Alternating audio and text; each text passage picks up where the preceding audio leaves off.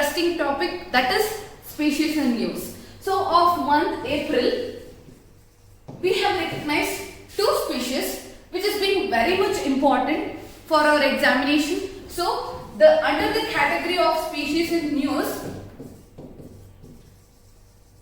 let us take up the discussion. So for that, the first species taken up is bar-headed goose. So this has been in news from many days. Not only in the month of April, in the month of February, in the month of March also, we have been hearing about bar-headed goose. What is this? So the amalgamation of all these topics, this video is up here. So we'll see the complete details about what bar-headed gooses are and how this bird species, the migratory species, are different from other migratory species. So the context goes about, the scientific name is Anser indicus. Anser indicus. IUCN status is least concern. What is the IUCN status? Least concern. It's a pale grey bird. As you can see here, it's a pale grey bird. Is distinct from geese in its genus because of the black bars on its head. As you can see this, the black bars on its head makes different when compared to other geese genus. Getting it? So that is why bar-headed geese, bar-headed goose. IUCN status is least concern. Then, this is a very prominent information regarding it. Then, what are the habitats where it is from? They are found in central China, Mongolia, and they breed there. Then, they start migration to Indian subcontinent and in the winter and stay till the seasons of end.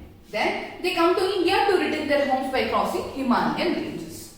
So when you can see the places as China and Mongolia, which is the faster way to reach India, Himalayan ranges. So that common thinking, the common interlinking between your subjects, that is the geography and the environment, is very much important for the prelims and both mains. Then they are one of the birds which can fly even at very high altitude. So this point here is very much important. That makes it very much different from other migratory species. How is that? We'll see. So high altitudes are reached by this bar-headed goose. This is a very prominent part with respect to this species. Then why is this high altitude?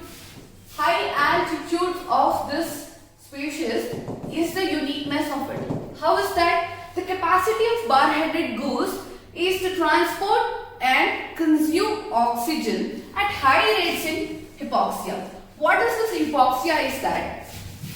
I'll explain what is this hypoxia. The capacity of the muscle cells to acquire oxygen, and to give it up. Then distinguish the species with similar lowland waterfowls. Fowls in the sense it's the bird species. So the type of oxygen consumption at the low levels is what making different to compare to lowland water flows. So that is why the acquisition of oxygen in the very steeper manner is also more to the bar-headed geese. And these geese have higher myoglobins. That is the oxygen consuming capacity of the hemoglobin. Myoglobin and concentration at the onset of migration, and also slightly modified hemoglobin structure when compared to other waterfowls, then which can increase the oxygen binding capacity them when compared to other migratory species. So this will help them to withstand lower supply of oxygen. Whenever there is higher altitude, what is the proportion? The directly proportion. Higher altitude, the oxygen levels cut down, the oxygen levels decreases. So the kind of hypoxia and the modified structures of the hemoglobin helps the bar-headed geese to reach such high altitudes and sustain such lower levels of oxygen to consume and to balance it. So that is how it reaches to higher altitudes. So this was about bar-headed geese. So the next species So the interesting species, the next species is that the greater one-horned rhino. So the species which was chosen before was the bar-headed goose, then the greater horned rhino. There are three species of rhino in Asia. One is greater horned rhino, then Rhinoceros unicornis, the Javan type and the Sumatran type. There are three types of rhinos.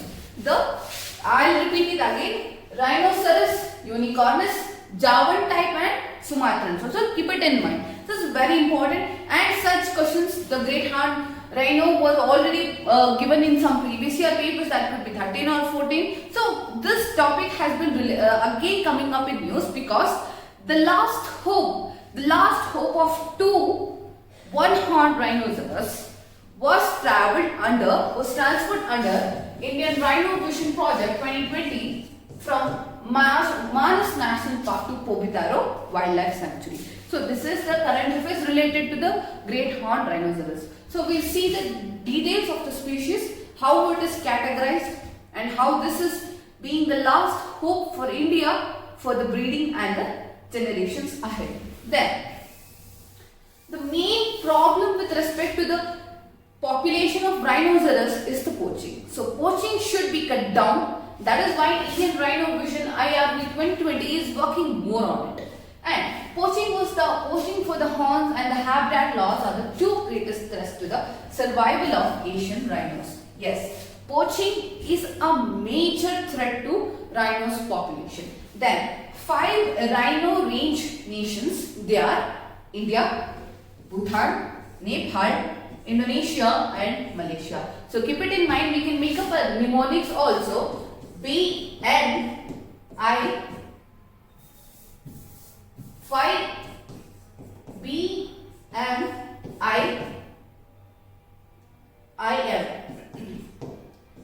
Bhutan, India, Nepal, this could be N.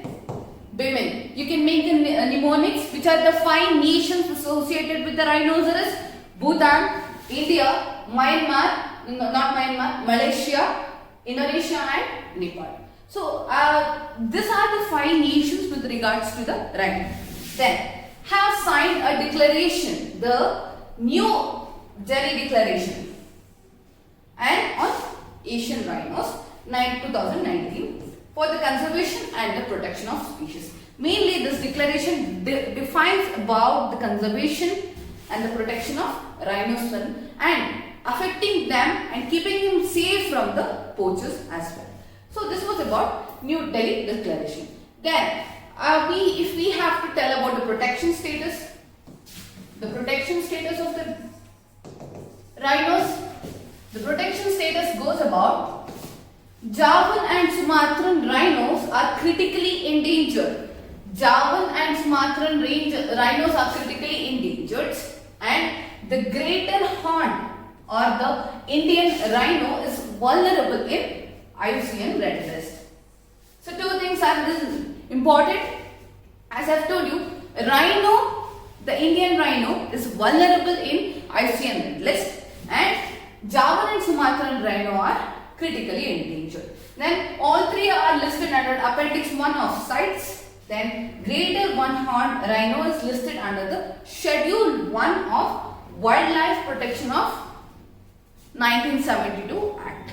So this was the information about greater one-horned rhino. So Javan and Sumatran rhinos are critically endangered. When compared to Indian rhino, it is vulnerable. So they are kept under Appendix 1 of CITES, Schedule 1. Everything is 1. Don't be in an ambiguity. It is Appendix 1, Schedule 1, CITES and Wildlife Protection Act 1972. Everything is 1-1. So there is no point of forgetting, and we can remember for more longer times. So these were the 2 species which was taken for the discussion, that is bar-headed goose and then the great one-horned rhino. So such many species are coming up in news, and many compilations of the species of news will be taken up in detail, and the protection status is what you have to concentrate for the prelims examination. So by this I conclude my video about the species. So these two species are a very potential topic. So make notes on them, make the points, try to remember the status, the IUCN stated, the appendix 1, the status, and the scientific names for some reasons. For some days also you can remember the scientific names where you will be benefited in some exams. So for UPSC examination, I prefer to remember more of IUCN status and the sites and the protection status and the habitat and the places related to that species. So by this I conclude, and this topic would be related to GS3, biodiversity and species for conservation. So for such more current affairs videos, you can subscribe to our YouTube channel Believers IAS Academy, and you can also log on to our website believersias.com for daily current affairs, daily mains answer writing, daily courses on static part, on the current affairs part, and you can also call upon our number 9611005946 for further information regarding the foundational courses, interview guidance and further information about UPSC examination. I hope this video about the species in news would be informative, and await for further videos on such compilations and current affairs videos. So I hope, thank you, keep safe.